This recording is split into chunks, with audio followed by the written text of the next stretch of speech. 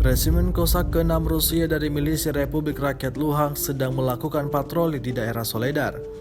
Rekamannya ramai beredar di media sosial Telegram pada Sabtu 22 Oktober 2022. Dalam keterangan unggahan disebutkan Resimen Kosak ke-6 Rusia berhasil menguasai jalan-jalan utama di Soledar.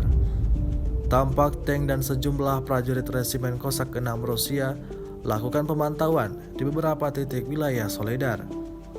Sesekali mereka sengaja meluncurkan tembakan sebagai kode untuk para musuh yang berani mencoba datang mendekat.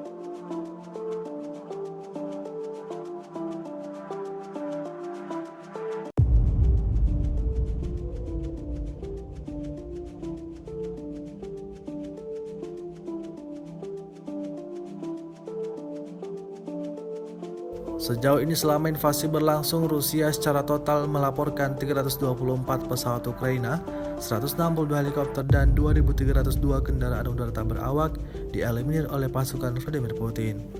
Sementara itu dari kubu Kiev, Kementerian Pertahanan Ukraina melaporkan 100 tentara Rusia dieliminir dalam 24 jam terakhir. Total 66.750 prajurit Federasi Rusia meninggal sejak awal konflik hingga hari ke-240. Terima kasih sudah nonton. Jangan lupa like, subscribe, dan share ya.